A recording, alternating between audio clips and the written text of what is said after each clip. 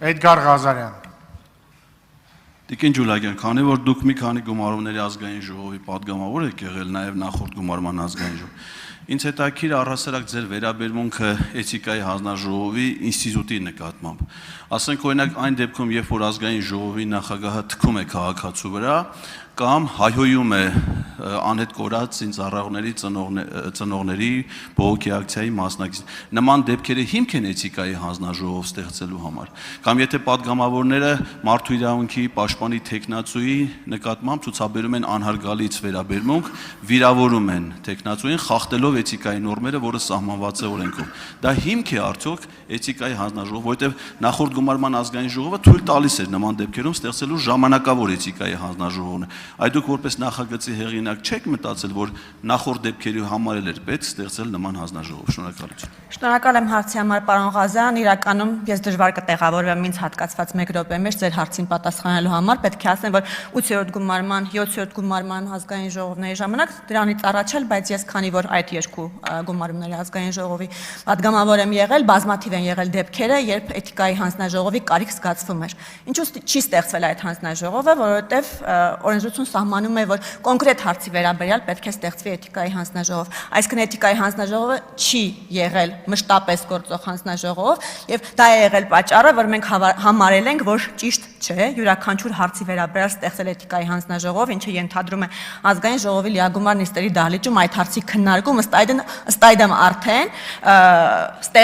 ստեղծում ընկալում հանրային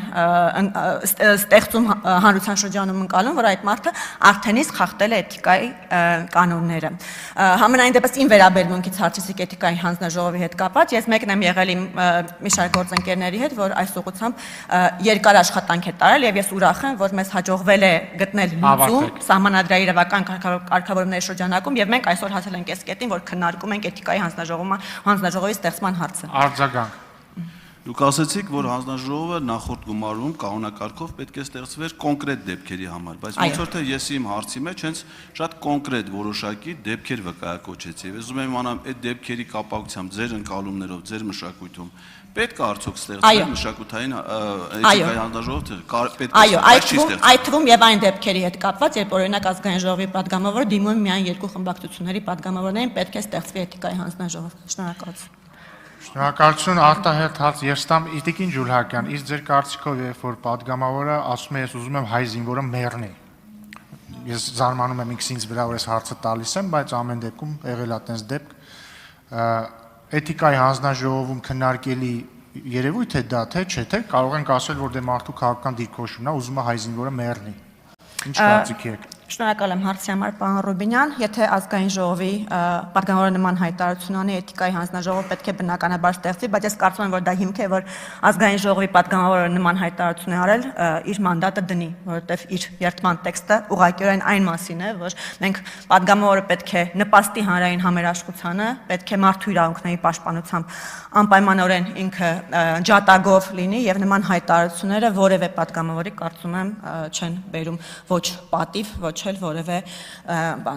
հեղինակություն։ Շնորհակալություն։ Շնորհակալություն, իսկ չեք կարծում նաեւ, որ տվյալ այն խմբակցությունը, որը ներկայացնում է տվյալ падգամավորը, որը ասել է, որ ինքը ցանկանում է, որ հայ զինվորը մեռնի, գոնե պետք է դիրքորոշում հայտնի իմանանք, այդ խմբակցությունը կիսում է այդ դիրքորոշումը, այլ կերպ ասած, Ուժեղ Հայաստան խմբակցությունը կիսում է Էդգար Ղազարյանի հայտարարությունն այն առ, որ իրենք ուզում են, որ հայ սակրավորը, երբ որ մտնի ականապատ դաշտ, տրաքի ու մեռնի։ Ինչ կարծիք եք, Տիկին Ջուլհակյան։ Շնորհակալ եմ հարցի համար, պարոն Ռուբինյան, ոչ միայն խմբակցությունը, այլ նաև կուսակցությունը, կարծում եմ իր անդամների հետ կապված պետք է բավականին խիստ լինի, երբ խոսքը վերաբերում է վարքագծի կանոններին, եւ կարծում եմ, որ նման հայտարարություններն են նաև նման վարքագիծն է նաև բերում քաղաքական համակարգի, ոչ միայն ազգային ժողովի, այլ նաև ամբողջ քաղաքական համակարգի նկատմամբ անվստահության եւ կարծում եմ, որ քաղաքական համակարգի յուրաքանչյուր մասնակից, այսինքն առաջնահերթ կուսակցությունները իրենք պետք է շահագրգռված լինեն, որ բարևարք լինեն իրենց անդամները։ Եվ նաև այդ ցանկությամբ եւ այդ հավատամքով շարժվելով քաղաքացիական պայմանագիրը նախորդ տարի ընդունել է էթիկայի կանոնագիրք կուսակցականների համար եւ մենք հույս ունենք, որ սա վարակիչ կդառնա մեր քաղաքական համակարգի նաեւ մյուս կուսակցությունների համար եւ իրենք նաեւ իրենց կուսակցականների վարկագծի համար կկրեն պատասխանատվություն։ Շնորհակալություն։ Շնորհակալություն։ Տիգրան Աբրահամյան։ Շնորհակալություն։ Հարցից բացի ուզում եմ նաև արձագանքել օրեր առաջ համացանցում հայտնի քաղաքագետներից մեկին էի լսում եւ այսպիսի առաջարկ հնչեց էթիկայի հանձնաժողովում ներառել падգամավորներից բացի թե իշխանական թե ընդդիմադիր նաև հանրային գործիչների, քաղաքագետների, վերլուծաբանների, բժիշկների մտավորականությանը, որոնք որ նաև հետևողական կլինեն падգամավորի վարկագծին, բոլոր падգամավորների վարկագծին եւ դրանով փաստացի մենք չենք սահմանափակվի միայն падգամավորներով, այլ նաեւ մեզ համար նաեւ լսելի կլինի հենց կոնկրետ հանձնաժողովի շրջանակներում